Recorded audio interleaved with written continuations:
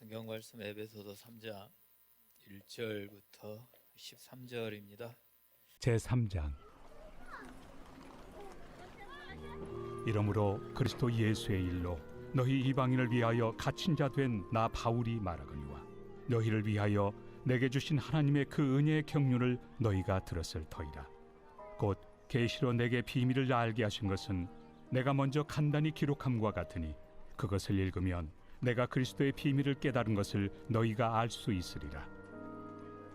이제 그의 거룩한 사도들과 선지자들에게 성령으로 나타내신 것 같이 다른 세대에서는 사람의 아들들에게 알리지 아니하셨으니 이는 이방인들이 복음으로 말미암아 그리스도 예수 안에서 함께 상속자가 되고 함께 지체가 되고 함께 약속에 참여하는 자가 됨이라. 이 복음을 위하여 그의 능력이 역사하시는 대로 내게 주신 하나님의 은혜의 선물을 따라 내가 일꾼이 되었노라. 모든 성도 중에 지극히 작은 자보다 더 작은 나에게 이 은혜를 주신 것은 측량할 수 없는 그리스도의 풍성함을 이방인에게 전하게 하시고 영원부터 만물을 창조하신 하나님 속에 감춰졌던 비밀의 경륜이 어떠한 것을 드러내게 하려 하심이라.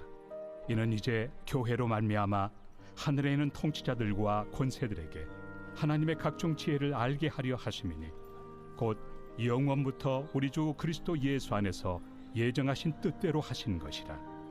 우리가 그 안에서 그를 믿음으로 말미암아 담대함과 확신을 가지고 하나님께 나아감을 얻느니라. 그러므로 너희에게 구하노니 너희를 위한 나의 여러 환난에 대하여 낙심하지 말라. 이는 너희의 영광이니라. 하나님 아버지 감사합니다. 오늘 또 우리들에게 귀한 생명을 주셨습니다.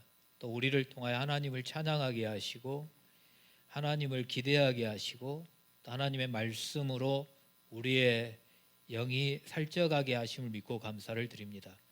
하나님, 이 시간 이 예배에 앞서 주님 앞에 또한 준비된 우리의 몸과 마음과 정성과 물질을 주님 앞에 드립니다. 하나님이 귀한 물질을 받으시고 하나님께서 주신 것들을 구별하여 드렸사오니 주님께서 기쁨으로 받으시고 드린 그 심령 위에 하나님의 평강이 넘쳐나게 하시며 그들의 삶과 생업 위에 가정 위에 하나님께서 부어주시는 귀한 은혜들이 충만히 차고 넘치게 하여 주시옵소서. 하나님, 어려운 세상이지만 감사의 조건들이 끊어지지 않게 하여 주시옵시고 범사에 감사하는 것이 하나님의 뜻이라고 했는데 지극히 작은 것에 감사할 때 아버지께서 큰 것으로 갚아주시는 그 은혜들도 누리게 해 주시옵소서. 하나님, 생일을 맞은 생명이 있다면 그 생명을 복 주시고 이 땅에 보내신 하나님의 그 목적이 또 그들을 통하여 이루어지게 하시고 그들이 사명을 감당할 때마다 하나님이 주시는 힘으로 감당케 하여 주시옵소서. 예수님의 이름으로 기도드립니다. 아멘. 앞뒤 이어서 한 번 더 인사하겠습니다. 주님의 이름으로 사랑합니다. 축복합니다. 네. 바람이 많이 부니까 또 쌀쌀한데요. 하나님이 주시는 그 은혜로 또 따뜻함을 누릴 수 있기를 원합니다. 우리가 에베소서를 보면서 그 에베소 2장에서는 죽었습니다. 죽은 우리를 주님이 살려주셨습니다. 그리고 살려주셔서 우리를 하나님의 식구가 되게 해주셨습니다. 여기까지 저번 주에 우리가 살펴보았습니다. 저와 여러분들이 한 식구 그리고 한 가정으로 구성이 되었다라는 걸 인정하시나요? 주 안에서 우리가 한 형제요 자매요 한 가족임을 저와 여러분들이 또 믿음으로 선포하며 또 나아갔으면 좋겠어요. 그래서 저번 주에 우리 교회에서는 어떻게 보면 두 가지 일이 있었는데 하나는 김장을 했어요. 여러분들도 김장하신 분도 계시고 또 하고 계신 분도 계실지 모르겠는데 김장을 하면서 다 하시고 나서 수고하신 분들이 뿌듯한 것 같아. 가을거지 다 끝내고 창고에다가 그 쌀가마니 쟁여놓으면 그냥 마음이 풍성해지는 것처럼 김장을 다 끝내놓고 이제는 1년 농사 다 끝난 것처럼 기뻐하시는 것 같아요. 그래서 오늘 강영남 집사님이 안 나오셨는데 보니까 뭐 칼을 갈면서 그렇게 뭔 기쁨으로 칼을 가는지 누가 웃긴 말을 했는지 칼을 갈아주시고 그 칼을 갈아준 그 칼로 배추를 자르시고 또 따오시고 그리고 절이시고 또 버무리시고 버무린 그 배추의 수육 한 점을 나누시면서 이렇게 수고하며 또 격려하는 것들이 한 가족이니까 그렇게 하는 거 아니겠어요? 그래서 그걸 보면서 야 그래 우리가 한 식구지. 그다음에 여러분 여기 이제 박스가 지금 8개 있거든요. 빈 박스 있는데 그 여러분들께서 사랑으로 섬겨주신 그 물품들을 50개 박스에 나누어 가지고 부족한 부분은 재정에서 좀 충당을 해가지고 그냥 읍사무소에 갖다 드렸어요. 그래서 읍사무소 어떻게 했으면 좋겠습니까? 물어서 아니요 저희가 하는 건 여기까지입니다. 뭐 어느 곳으로 흘려보내든지 그 부분은 알아서 하십시오. 이렇게 했거든요. 근데 이런 부분들도 저와 여러분들이 한 식구가 되었기 때문에 가능하지 않았나 그런 생각이 들어요. 그래서 그렇게 섬겨주신 한 식구로서 함께해 주신 여러분들에게 감사를 드리고 또 거기에 한 식구로 동참해 주신 우리 모든 성도들에게 서로 한번 축복하는 마음으로 인사를 한번 했으면 좋겠는데 싱 어게인에 보면 그 임재범 씨가 잘한 사람들한테 표현하는 게 있더라고. 혹시 뭔지 아세요? 옆 사람들 보시면서 같이 한번 해볼게요. 참 잘했어요. 예, 여러분들이 그렇게 해주셔서 가능했어요. 그래서 하나님이 은혜 주셔서 가능했고 또 여러분들이 섬겨주셔서 가능했습니다. 그러다가 보면 언젠가 또 하나님이 주신 은혜 가운데 우리 교회가 또 새롭게 세워져 가고 또 하나님의 은혜 가운데 또 많은 사람들에게 선한 영향력을 끼치는 그런 교회가 될 줄로 믿습니다. 이렇게 한 가족으로 모인 교회가 저번 주에 서로 연결되어져 가고 함께 세워져 간다 이렇게 말씀을 드렸습니다. 그러면 저와 여러분들만이 한 가족으로 서로 연결이 되고 함께 세워져 가느냐 여기까지만 해야 되느냐. 예를 든다면 우리 교회 안에 들어온 저와 여러분들이 한 형제요 한 자매라 그랬습니다. 그럼 우리들끼리만 서로 연결되어서 돕고 서로 세워져 가고 격려하고 그렇게 해야 되느냐. 오늘 본문에서는 그 범위를 뛰어넘어야 된다라는 걸 말씀을 합니다.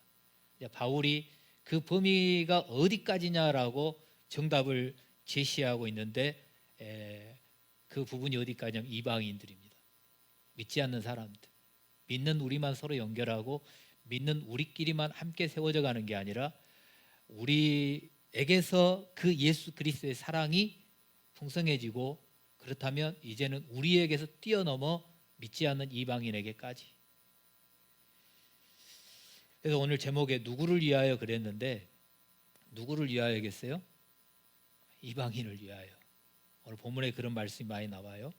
근데 오늘 좀 말씀이 좀 뒤죽박죽 이렇게 될지 모르겠는데 제가 그냥 은혜 받은 대로 바울이 이방인들을 위하여 나아가는데 먼저 바울이 하나님으로부터 은혜를 받고 무엇이 되었다라고 말씀하냐면 복음의 일꾼이 되었다라고 7절에 말씀을 합니다. 복음의 일꾼이 되었어요. 일꾼. 근데 먼저 은혜를 받았다. 은혜를 받았다. 그래서 은혜를 받았다라고 하면 이제 우리가 묵상을 하면 사도행전 9장에서 다메섹 도상으로 가다가 바울이 주님을 만나면서 그때부터 완전히 그의 삶이 180도 전환이 된 거지 않습니까? 그때 은혜를 받았습니다. 근데 자기가 은혜 받고 싶었고 자기가 결정해서 어떤 은혜를 받은 게 아니라 하나님의 무조건적인 것이었어요. 내가 하나님 은혜 주세요라고 바울이 그렇게 기도해서 복음의 일꾼으로 은혜를 받았고 복음의 일꾼으로 사도로 사명자로 쓴 것이 아니라 일방적인 하나님의 능력이었어요. 자기의 의지가 작용한 게 아니에요. 내가 뭔가를 해봐야 되겠다. 내가 뭔가를 해봐야 되겠다라고 노력을 하고 뭔가를 해봐야 되겠다라고 꾸준히 공부를 해서 된 것이 아니라 하나님의 일방적인 은혜. 그래서 뭔가에 떠밀려 가지고 된 것, 이걸 지금 은혜라고 표현을 하는 거예요. 우리 목사들로 하면은 어떻게 목사가 되셨습니까? 이런 질문을 한다든지, 여러분들에게는 어떻게 예수를 믿게 되셨어요? 어떻게 장로님이 되시고 권사님이 되시고 집사님이 되셨어요? 이렇게 질문을 하면 대부분의 사람들이 내가 목사가 되려고 그런 게 아니라 내가 열심히 직장 생활했고 이렇게 하다가 보니까 어느새 나도 모르게 뭔가에 끌려서 내가 지금 이 자리에 서 있습니다. 하나님의 은혜로 되었습니다. 이렇게 고백하는 분들이 많이 있습니다. 그러니까 자기가 되고 싶어서가 아니라 하나님의 은혜였다고, 하나님의 은혜였다라고 고백을 합니다. 그러니까 바울은 어쩌면 예수를 믿을까 말까 고민한 적이 없어요. 오히려 예수 믿는 사람들을 잡아서 감옥에 가두고 예수 믿는 사람들에게 고통을 주고 예수 믿는 사람들을 죽이는데 어찌 보면 기쁨과 어찌 보면 보람을 느꼈던 사람 중에 한 사람이 바울이에요. 그래서 예수 믿는 사람들이 어디에 있다라고 하는 소리만 들으면 달려갔어요. 왜? 잡아야 되니까. 거기에 대한 자기의 기쁨이 있으니까. 예수 믿는 사람들을 핍박하던 사람이었고 성도나 사도의 자격이 없는 사람이에요. 그런데 지금 하나님의 은혜로 내가 복음의 일꾼이 되었다, 이렇게 말씀해요. 그러면 여러분, 내가 복음의 일꾼이 되었습니다. 복음을 위하여, 예수님을 위하여 내가 지금 수고하고 있습니다. 그렇다면 바울이 소개할 때, 나를 소개할 때에 복음의 일꾼은 다른 말로 말하면 종, 또 우리나라의 말로 표현해 보면 하나로 표현해 머슴, 이런 거거든요. 그러면 내가 그런 종, 머슴과 같은 사람이다라고 표현하기보다도 다른 성경에서 표현하는 것처럼 내가 사도요, 내가 복음 전도자요, 내가 이런 사람이요 라고 소개를 하면서 대접을 받고 존경을 받는 그런 표현을 할 수가 있을 것 같습니다. 그런데 그런 표현보다도 나는 하나님의 은혜로 복음의 일꾼이 되었습니다, 이렇게 표현을 하고 있습니다. 그리고 에베소 교회를 개척을 했고 에베소 교회를 개척하면서 부흥했고 성장시킨 사람 중에 한 사람이 또 바울이에요. 그렇다면 바울이 지금 자기를 사도라고 표현을 하면서 섬김을 받는 자, 섬김을 받을 자, 대접을 받을 자, 존경을 받을 자라고 표현을 해도 무방할 것 같은데, 내가 섬김을 받을 자라고 하는 존칭을 쓰는 게 아니라 나는 섬김을 받을 자가 아니라 섬기는 자, 일꾼, 종, 머슴이라고 하는 그런 표현을 하고 있습니다. 근데 바울이 왜 이런 표현을 하느냐면, 은혜로 예수님을 만나고 자기가 복음을 위하여 살아가는 그 이유가 무엇인지를 정확히 알았기 때문에 그래요. 하나님이 원하는 것이 무엇인지, 교회와 교회 구성원인 성도들이 무엇을 해야 하는지를 정확히 알았어요. 그래서 우리끼리만 연결하고 우리끼리만 함께 세워져 가는 것이 아니라 하나님은 우리끼리만이 아니라 그걸 뛰어넘어 이방인을 위하여 여기까지라는 걸 바울이 알았어요. 그러니까 이방인을 위하여 복음의 일꾼이 되었다라고 말씀을 하고 있습니다. 아까 표현 중에 머슴이라고 이렇게 표현을 했는데요. 여러분, 머슴이다면 품삯이 있어요, 없어요? 머슴은 일당이 있나요, 없나요? 지금은 일당을 안 주면 노동청에 신고 들어가겠죠.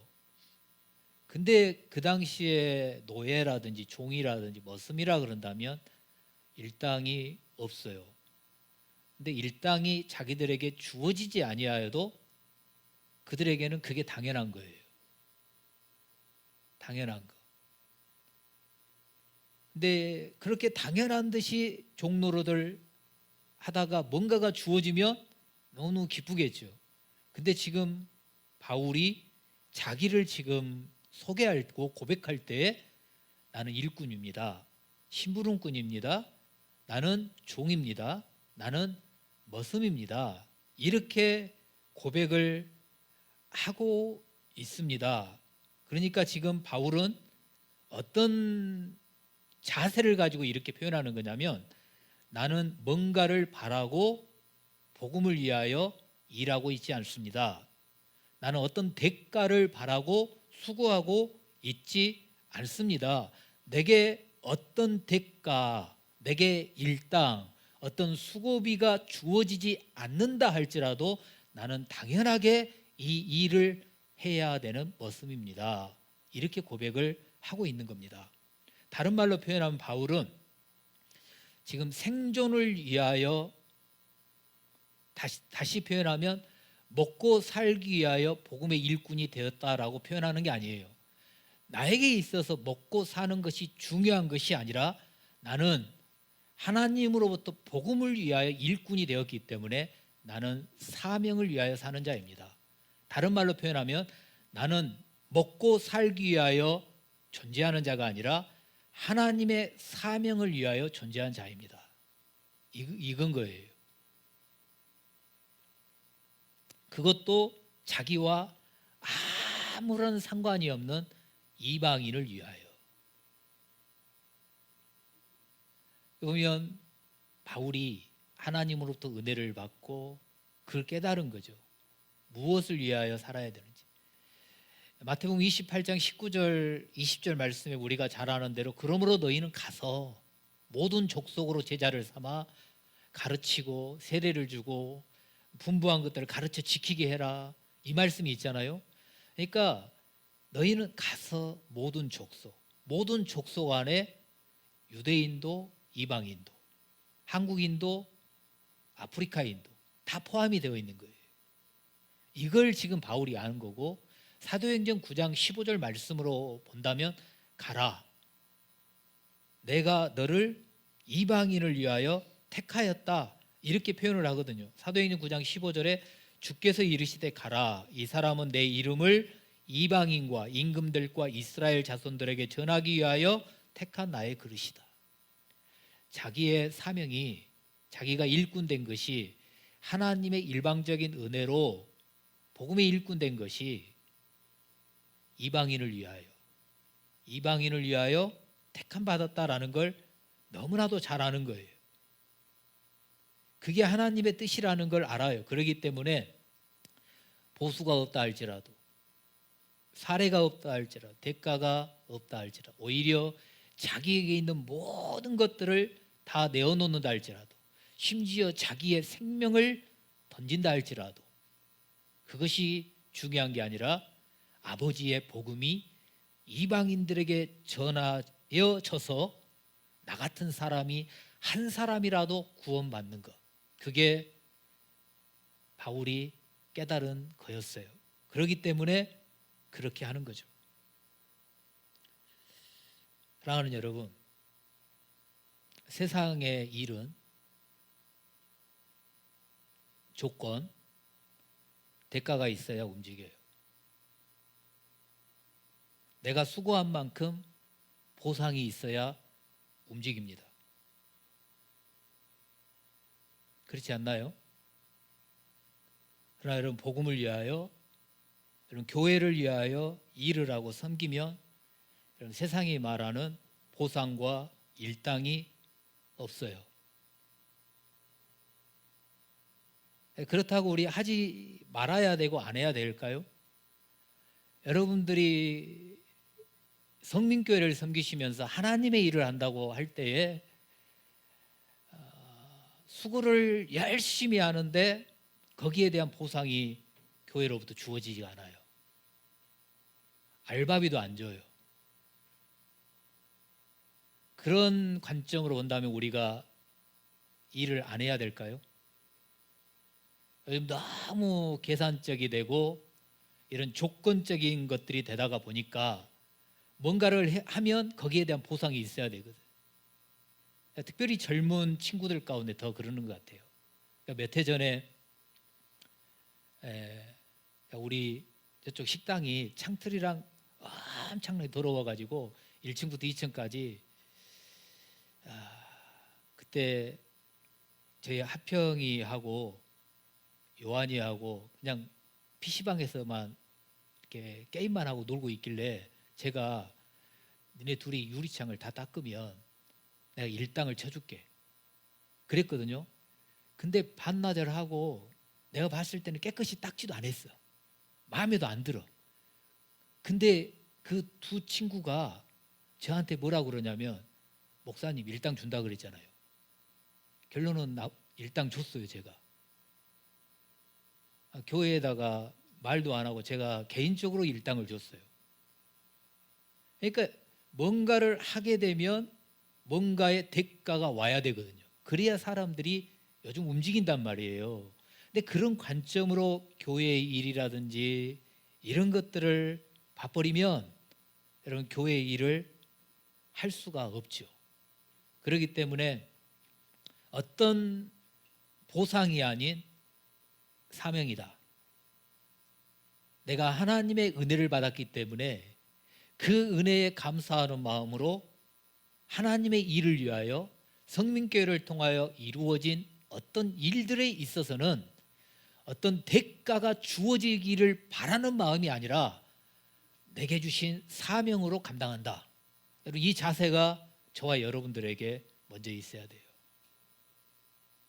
여러분 그래야 되겠죠. 아닌가요? 목사님은 사례교육 받으니까 그렇게 지금 말씀하시죠. 이렇게 표현하나요?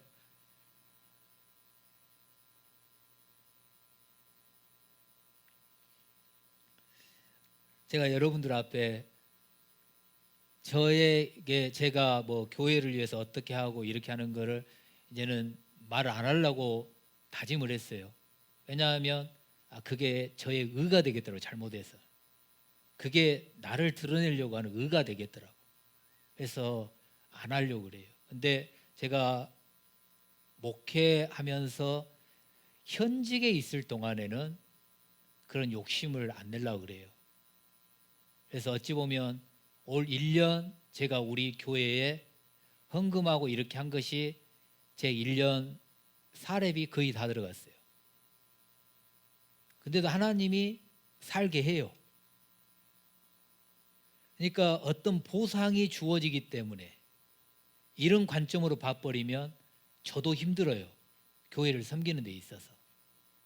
근데 그런 보상이 아니라 나는 사람으로부터 보상을 받는 게 아니라 하나님으로부터 보상을 받고 하나님이 누군가의 마음을 감동시키셔서 감동된 사람으로부터 보상을 받는다면 그것이면 충분한 것 같아요. 그러니까 여러분, 저나 여러분이나 어떤 보상, 어떤 대가, 내가 이렇게 했으니까 내게 이런 수고에 합당한 뭔가가 주어져야 돼. 이런 것이 아니라 하나님, 나 같은 죄인을 구원해 주시고 나 같은 죄인을 예수 믿게 해주시고 나 같은 죄인을 살려주셔서 하나님과 한 식구가 되게 해주시고 나 같은 죄인을 주의 핏값 주고 세워주신 성민교회에 출석하며 하나님의 은혜를 누리게 하신 그 은혜에 감사하는 마음으로 저와 여러분들이 사명을 감당해 주시기를 주님의 이름으로 부탁을 드립니다. 그래서 이방인들을 위하여라고 말씀했어요. 근데 1절에도 보면은 이방인을 위하여, 6절 말씀에도 보면 이방인들이 복음으로 말미암아, 8절에도 보면 이방인에게 전하게 하시고, 그러니까 자기를 지금 복음의 일꾼 삼아 주신 것이 이방인을 위하여. 근데 이방인을 위하여 복음을 전하는데 오늘 말씀 가운데는 뭐라고 그러냐면 갇혔다. 1절에 보면 갇혔다. 어떤 사람들은 감옥이라고도 표현도 하고 또 노마에 지금 가택연금, 어떤 공간에 지금 연금되어 있는 제한된 삶을 살고 있는 그런 모습이죠. 그러니까 형사법에 저촉이 된 범죄자로서 갇혀 있는 게 아니라 지금 바울은 예수님 때문에, 복음 때문에 갇혀 있습니다. 그것도 이방인들에게 복음을 전하다가 갇혀 있고, 그리고 앞으로 이방인들에게 복음을 전하기 위하여 갇혀 있어요. 로마 황제 앞에서 복음을 전하고 로마 사람들에게 복음을 전하기 위하여 지금 갇혀 있습니다. 그럼에도 불구하고 바울은 부끄러워하지 않고 있습니다. 왜? 내가 세상적으로 형사법에 저촉이 되고 도덕적으로 저촉된 범죄자로서 갇혀져 있는 게 아니라 복음을 위하여 갇혀 있기 때문에, 내가 예수님 때문에 손해를 보고 있고, 내가 예수님 때문에 제한된 삶을 살고 있고, 내가 예수님 때문에 누군가로부터 이렇게 감시를 당하는 삶을 살고 있지만 그것이 부끄럽지 않았어요. 왜냐하면 나 같은 죄인을 복음의 일꾼으로 세워주신 것이 너무나도 감사하기 때문에. 나와 상관 있는 사람들을 위하여 조금의 손해보는 것도 싫은 게 우리 사람들의 마음이지 않습니까? 나하고 상관이 있어도 손해를 안 보려고 하는데, 바울은 아무런 상관이 없는 사람들, 한 번도 일면식이 없는 사람들을 위해서 지금 갇혔어요. 다시 말씀드리면 하나님과 아무런 관련이 없는 사람들을 하나님과 관련이 있는 사람으로 세워가기 위하여 갇힌 자 되었습니다. 사랑하는 여러분, 저와 여러분들이 하나님의 그 큰 사랑으로 인하여 예수님의 은혜 받은 자가 맞고, 하나님의 그 큰 사랑으로 인하여 하나님과 상관없었던 내가 하나님과 상관 있는 자가 된 것을 저와 여러분들이 믿고 그걸 인정한다면, 그렇다면 저와 여러분들도 지금 나와 상관없는 사람처럼 보이는, 직장에서든지 학교에서든지 나와 마주치는 사람들 가운데 상관없는 사람들을 상관 있는 사람으로 만들어야 되죠.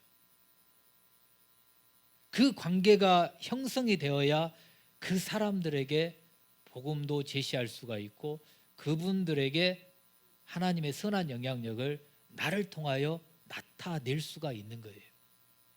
관계가 안 되면 전달이 안 돼요. 이렇게 갇혔다라고 표현을 하고, 그 다음에 갇힌 것도 그러니까 은혜죠. 갇힌 것도 이방인을 위하여고, 8절에서는 은혜 받은 것도 이방인에게 그리스도의 풍성함을 전하기 위하여라, 이렇게 표현해요. 그러니까 갇힌 것도 이방인을 위하여고, 내가 은혜를 받은 것도 이방인을 위하여, 이방인들에게 하나님의 풍성한 은혜를 알리기 위하여 갇혔다라고 표현을 하고 있습니다. 우리는 예수 믿으면 복을 받고 그러죠. 그렇게 표현해요. 예수를 믿으면 복을 받는다 그러니까, 그런 관점으로 보면, 여러분 예수를 믿으면, 혹시 주식 사신 분들은 주식이 날마다 올라가야 되겠죠. 예수를 믿으면 하나님 복 주시니까, 여러분 혹시 코인을 사신 분들이 있다면 코인이 하락하는 것이 아니라 여러분 계속 상승 곡선을 그어야 되겠죠. 그러겠죠. 제가 무안에 있을 때 어떤 분이 오셔가지고 저보다 그때 비트코인을 좀 사라 그랬거든요. 그때 샀어야 되는데, 진짜 샀어야 돼. 그때 한 200 얼마였거든요, 하나에. 근데 지금 수천만 원 하잖아요. 근데 그때 한두 개라도 사놨어야 되는데, 여러분, 그러니까 예수를 믿으면 하나님이 복을 주셔서 코인이 막 올라가는, 주식이 올라간다든지, 여러분 어디에 땅을 사놨는데 땅값이 막 부동산 땅값이 올라가든지 그렇게 해야 되잖아요. AI 뭐가 지금 저 산이면 그쪽으로 온다 그러니까 남학 오룡지구의 아파트가 지금 1억 정도 올랐대요, 값이. 장로님 혹시 아들한테 들어봤어요? 오장로님? 1억 정도 올랐대요. 이 사람들이 생각했을 때는 이것이 복이라고 말을 할지 몰라요. 그리고 예수를 믿으면 안 좋은 건강이 좋아져야 되고, 그런데 우리가 2장에서 보았듯이 예수를 믿으면 하나님으로부터 오는 복이 어떤 복이에요? 하나님과 가까워지고, 멀었던 주님과 가까워지고, 주님과 함께 화평과 화목해지고 평안해진다. 이게 복이라고 말을 하거든. 그러니까 세속적인 관점의 복과 아버지께서 말씀하시는 복이 달라도 너무나도 다르는 거예요. 그러니까 세상의 관점으로 신앙생활하는 걸 보면은 너무 힘든 거지. 왜 내게는 그런 복을 안 주지? 내가 산 주식은 왜 폭락을 해야 되고, 내가 가지고 있는 코인은 왜 바닥을 쳐야 되고, 내가 산 부동산은 왜 이렇게 하락을 해야 되고, 왜 저 사람들은 저러고. 근데 하나님은 예수를 믿으면 주님과 가까워진다. 주님과 한 식구가 된다. 바울은 이게 은혜인 걸 알기 때문에 자기만 그걸 담고 있을 필요가 자기만 담고 있을 수가 없었고, 유대인들만 그런 은혜를 누리면 안 되고 이방인을 위하여 그랬어요. 고린도후서 5장 17절에도 그리스도 예수 안에 있으면 우리가 새로운 피조물이라고 말씀을 하잖아요. 근데 우리가 예수 그리스도 안에 새로운 피조물이 되었는데, 유대인들은 유대인대로 새로운 피조물이고 이방인은 이방인대로 새로운 피조물이 아니라 유대인과 이방인이 차별이 없이 함께 한 식구가 되는 것, 이게 아버지께서 말씀하시는 복이에요. 나는 나대로 너는 내대로가 아니라 함께. 이걸 바울이 깨달은 거예요. 그래서 6절 말씀해 보시면, 이는 이방인들이 이 복음으로 말미암아 그리스도 예수 안에서 여러분 함께 상속자가 되고 함께 지체가 되고 함께 하나님의 약속에 참여하는 자가 됨이라. 여러분, 내가 상속자가 됐어요. 내가 지체가 되었고 내가 약속에 참여한 자가 되었는데, 나만이 아니고 나와 상관없던 사람도 하나님의 그 큰 사랑으로 인하여 예수 그리스도 안으로 들어오게 되면 나와 함께 상속자가 되고 함께 지체가 되고 함께 하나님의 약속에 참여하는 자가 된다, 그 말이에요. 함께. 가진 자나 못 가진 자나, 배운 자나 못 배운 자나, 강한 자나 약한 자의 차별이 아닌 함께예요. 함께. 그래서 바울은 이것을 비밀이라고 말하는, 비밀. 내가 이 비밀을 너희들에게 가르쳐 준다. 이 비밀을 너희들에게 내가 드러낸다. 9절에서 그렇게 표현하는 거예요. 비밀이라고. 근데 여러분, 갇혀있는 사람이 제한된 생활을 할 수밖에 없잖아요. 안에 갇혀 있어요. 근데 밖에 있는 사람에게 뭘 줄 수 있겠어요? 그리고 안에 갇혀 있는 사람이 밖에 있는 사람에게 준다면 밖에 있는 사람의 입장에서 그것이 얼마나 필요하겠어요? 필요를 느끼지 못할 수 있어요. 근데 바울은 그런 어떤 것 안에서 밖에 있는 사람들이 필요로 하는 걸 줄 수가 없죠. 근데 자기가 줄 수 있는 건 다른 어떤 것이 아니라 그리스도. 함께 상속자가 되고 함께 지체가 되고 함께 약속에 참여하는 그 은혜를 누릴 수 있는 그 비밀을 줄 수 있다. 이거를 자기만 알고 자기만 누리는 것이 아니라 함께 알고 함께 누리기를 원했던 거예요. 함께. 여러분, 비밀이 있으면 그걸 감춰야 되겠어요? 드러내야 되겠어요? 여러분, 나쁜 거는 말하려고 하지 마세요. 저한테도 말하려고 하지 마시고, 여러분들이 약점이 되려고 한 거는 말하지 마세요. 여러분, 그건 그냥 입을 꽉 다물고 절대 말하지 마세요. 하나님한테 말씀하세요. 아무리 친한 사람한테도 절대로 말하지 마세요.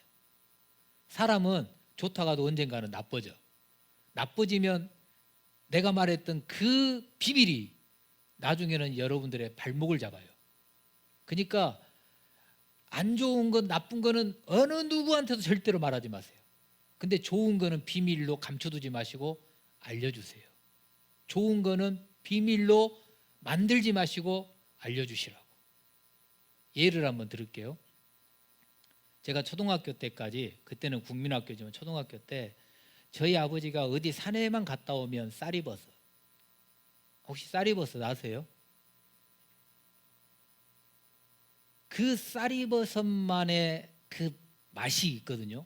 그 쌀이버섯만이 풍기는 그 버섯의 냄새가 있어요. 뭐 능이버섯, 느타리, 송이 여기에 나오는 그런 냄새 향이 아니더라고. 제가 지금 기억을 더듬어 보면 그 쌀이버섯만이 내는 독특한 향이 있단 말이에요. 근데 그걸 먹고 싶은데 제가 초등학교 이후로 지금까지 한 번도 그 맛을 못 봤어요. 왜요? 우리 아버지가 그 산 어디에 가면 있다라는 걸 자기만 알고 돌아가셔버렸어요. 안 가르쳐 줬어요. 안 가르쳐 줬어요.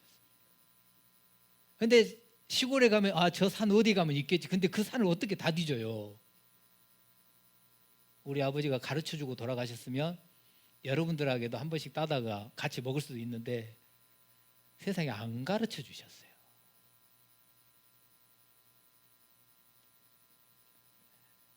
좋은 건 가르쳐 주셔야죠. 제가 가끔 지금은 안 가는데 그 명사심리에 한 번씩 가요. 명사심리에 가가지고 여러분 김장김치에 들어간 청각 제가 다 주워왔어요. 그걸 말씀드리려고 하는 게 아니라 명사심리에 가서 항토길과 해변길을 맨발로 걸으면서 우리 교회 복잡한 것도 있고 하면 그냥 그 떨어버리기도 하고 묵상도 하고 생각도 하고 그렇게 하면서 운동경 가기도 하는데요.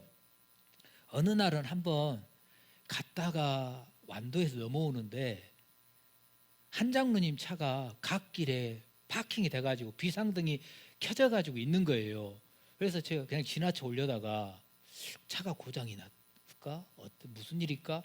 궁금하니까 전화를 했어요. 차 고장 났어요. 그러니까 장로님 뭐라 그러냐면 그 밑에서 밤 죽고 있대. 밤. 알밤 죽고 있대. 저는 거기가 어딘지 알아요. 한 장로님 혹시 여러분들 가르쳐 주던가요? 안 가르쳐 줬죠. 내년에 밤 나올 때 정도는 저한테 물어봐 주세요. 그럼 제가 어딘지 알거든요. 저는 제가 다 가르쳐 드릴게. 좋은 게 있으면 가르쳐 주세요. 나쁜 거는 그냥 절대 말하지 마세요. 근데 좋은 거는 알려야 돼요. 알려야 돼. 여러분들 중에 고사리끈으로 다니시는 분들, 취나물 뜯으러 다니시는 분들, 나만 알고 나만 뜯어먹으려고 하시는 분들, 다른 분들에게 알려주세요. 왜 제가 이렇게 말하냐고요?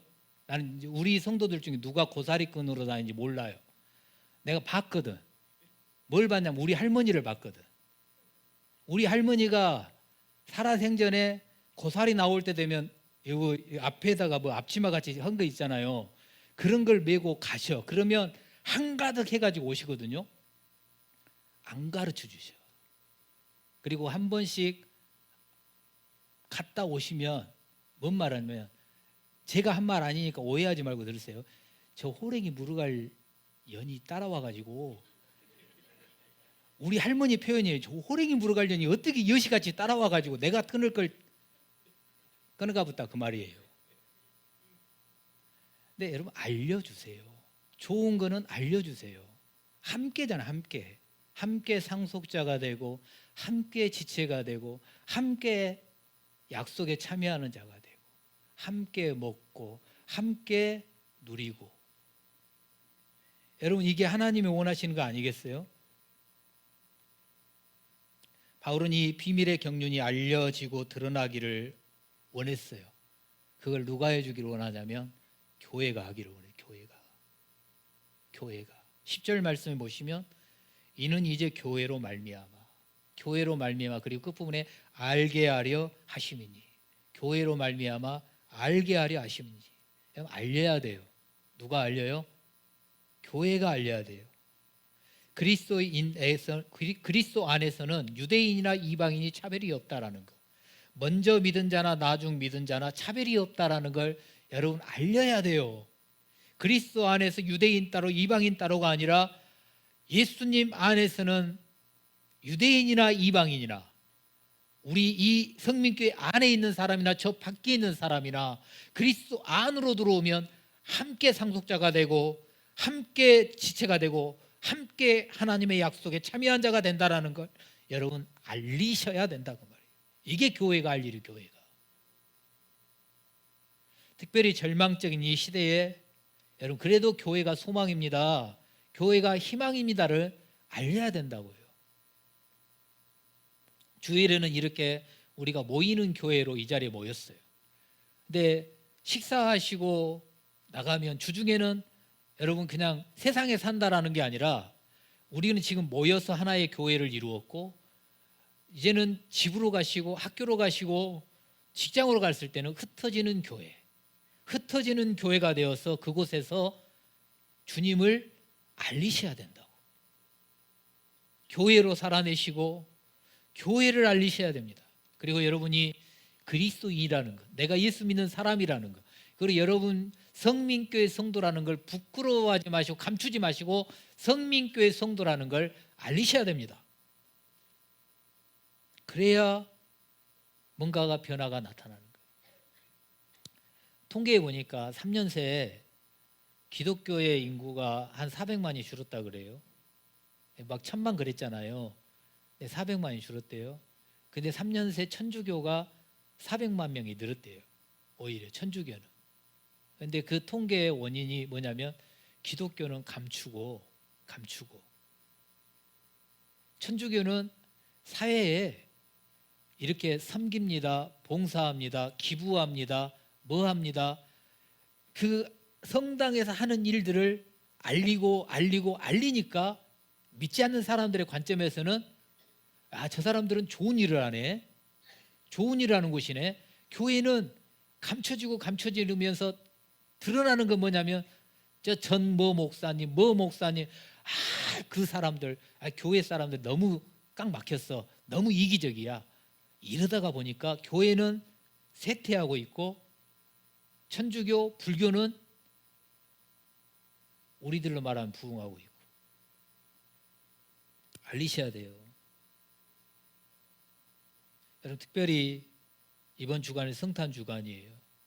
성탄절은 예수님이 우리를 위하여 오신 기쁜 소식이 있는 날이지 않습니까? 알리셔야 됩니다. 이 기쁜 소식을 알리셔야 돼요. 저와 여러분들만이 기뻐하는 것이 아니라 나만의 기쁨을 넘어서 다른 사람에게 그 기쁨이 전달되게 하셔야 된다 그 말이에요. 또 우리들만이 기뻐하는 게 아니라 여러분 사회적인 약자들, 그런 사람들을 찾아내서 그들에게 이 기쁜 소식을 알려야 된다. 우리가 상자 50개 전달한 이것을 자랑하기 위해서 알리는 게 아니라 당연히 해야 될 일이 알려야 되고, 그리고 우리 집사님들 말도 들으다 보니까 저는 이제 시스템들 이런 읍사무소니 군청이니 이런 강공서니 이런 단체에서 그런 하는 일들이 너무너무 많은 것 같아요. 그러니까 어찌 보면 그런 혜택이 가지 않는 곳, 그런 곳을 찾아내서 우리가 주님이 우리에게 준 은혜를 그들에게도 알리고 하나님이 내게 주신 복을 그들도 받을 수 있도록 알려서 하나님이 저와 여러분들을 살게 하시고 또 저와 여러분들이 신앙생활하면서 속된 말로 뿌듯함도 있어야 되겠고 성민교회를 섬기시면서 저와 여러분이 부끄러움 당하는 존재들이 아니라 성민교회를 섬기면서 여러분 자부심도 있어야 되겠고 그래야 되지 않겠어요? 그래야하기 위해서 이제 우리끼리만이 아니라 우리의 눈과 모든 것들을 이방인을 위하여 세상을 향하여 새롭게 나아가는 그런 은혜들이 우리 가운데 있기를 주님의 이름으로 축원합니다. 기도하겠습니다. 하나님 아버지, 주님의 은혜에 감사합니다. 우리를 복음의 일꾼 삼아 주셔서 감사합니다. 하나님, 이방인들을 위하여 지금 내 주위에 믿지 않는 자들을 위하여 나를 먼저 믿게 하셨는데 그 은혜에 화답하는 마음으로 살아가게 하여 주시옵소서. 하나님 아버지, 감추지 않게 해주십시오. 내가 예수 믿는 사람이라는 것, 내가 그리스도인이라는 것, 내가 성민교회 성도라는 것 감추지 않게 하시고 알리게 하여 주시옵소서. 하나님 아버지, 그리하여 나를 통하여 또 다른 사람이 기쁨을 누리고 또 다른 사람이 상속자가 되고 또 다른 사람이 지체가 되고 또 다른 사람이 하나님의 약속에 참여하는 자가 될 수 있도록 은총을 베풀어 주시옵소서. 특별히 하나님 아버지, 우리 교회가 이제부터 영원까지 하나님 아버지 손에 붙들린 바 되어 이 사명 감당하는 축복의 통로가 되게 하여 주시고, 이 축복의 통로에 승선한 우리 성도들 한 사람 한 사람 나고자 없이 끝까지 함께 하나님의 교회를 세워가 함께 하나님의 영광을 누리게 하여 주시옵소서.